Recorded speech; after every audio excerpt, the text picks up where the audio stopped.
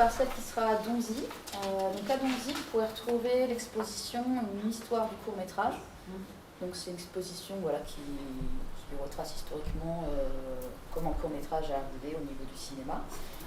Et c'est une exposition qu'on avait créée pour le deuxième festival. Voilà. Et qui est visible avec des petites références aussi filmiques. Voilà. Et à Cône, vous aurez l'exposition autour des prospecteurs du 7e art, qui sont ici. Parce que c'est une association qui transmet sa passion pour le cinéma depuis 10 ans.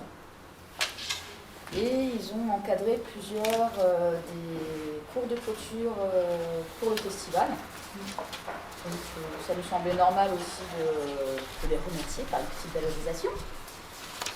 Et c'est également pour eux la sortie de leur film qui s'appelle Je t'aime, filme-moi. Donc c'est un projet qu'ils ont entamé il y a presque 9 ans, qui a pris du temps et qui est une déclaration d'amour au cinéma avec des acteurs connus. Eric vous les listera, il est connu mieux que moi. Donc voilà, ça permet de faire aussi une valorisation de ce film au cinéma le 1er octobre. Et puis Eric nous présentera l'exposition le 1er octobre aussi à l'INOA, au jour d'ouverture du festival. Tu as juste précisé du coup avec le cinéma pour la projection du film, c'est contrairement à ce qu'on fait habituellement, c'est une projection payante. Un tarif réduit, mais le reste du festival est gratuit, mais cette soirée-là est payante. Voilà. Alors, le 1er octobre, pour nous, ça va être une date importante parce que ça sera le premier jour du contrat de volontaire du service civique d'un jeune qui a participé au premier film qu'on a fait en collaboration avec la médiathèque et le lycée de Cosne-sur-Loire, Jérémy. Voilà, et qui est nivernais, naturellement. Donc ça fait un peu la synthèse de tout, notre côté jeunes, collaboration avec les jeunes et faire progresser les jeunes. Parce que le travail que met en place la médiathèque, et ben, après, des jeunes peuvent venir dans des associations comme la nôtre pour continuer à approfondir leur savoir. Et voir se professionnaliser, parce que par ailleurs, il est en études universitaires dans le domaine du numérique. Voilà. Voilà, donc ça permet de l'aider dans la période des études universitaires. Donc ça, c'est vraiment très important parce que je crois que c'est un peu le symbole de tout le travail qui a été fait auprès de la jeunesse et de la collaboration. Donc déjà, je voudrais remercier aussi le personnel de la médiathèque qui a fait un énorme travail pour préparer ce festival. Il faut vraiment le saluer parce que nous, notre assoce travaille sur 4 départements. Donc on peut comparer et c'est vraiment là où on fait le plus pour le court-métrage. Il y a vraiment un énorme travail. Donc nous on travaille sur Lyon, le Sud-Seine-et-Marne, le Loiret et la Nièvre. Et donc on peut comparer les choses et on voit vraiment le travail fantastique que vous faites. Voilà. L'autre point important, c'est que finalement le festival et notre association progressaient en parallèle.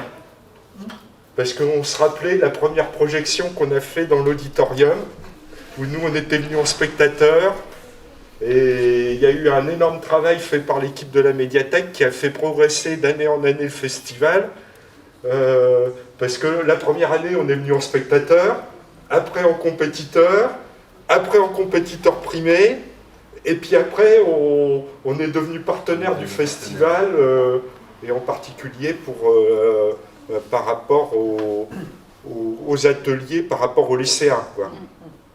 Voilà, donc ça fait qu'on a eu certainement une 50aine de jeunes nivernais qui sont passés dans les ateliers, qui ont pu découvrir les choses, et tous les apprentissages, parce que c'est bien d'insister sur l'aspect métier, et en particulier métier du son, parce que malheureusement, dans les courts-métrages, on manque de moyens, donc souvent le brimé, c'est celui qui fait le son. Et vous verrez, justement, on ne peut pas soigner le son, quoi.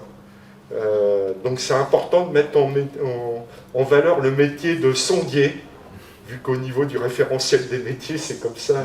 Ils ont été opérateurs son à une époque, chef opérateur son, et en ce moment, les feuilles de paie, ça s'appelle sondier. Bon. Mais en tout cas, c'est des vrais métiers qui sont essentiels. Et faire un court-métrage d'un bon niveau, comme ce que vous verrez dans la compétition de la PUP, dont j'ai oublié le nom.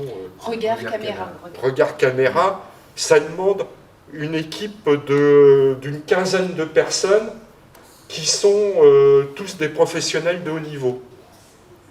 Et en France, on a de plus en plus de centres de formation, comme je le disais tout à l'heure, qui permettent à tous ces jeunes d'avoir justement un niveau très élevé, quoi, qui fait qu'on a une production de court-métrage d'excellente qualité, voire souvent les gens à la sortie nous disent « Mais pourquoi on ne voit pas ces films-là à la télé au lieu de voir des 3 petits points ?»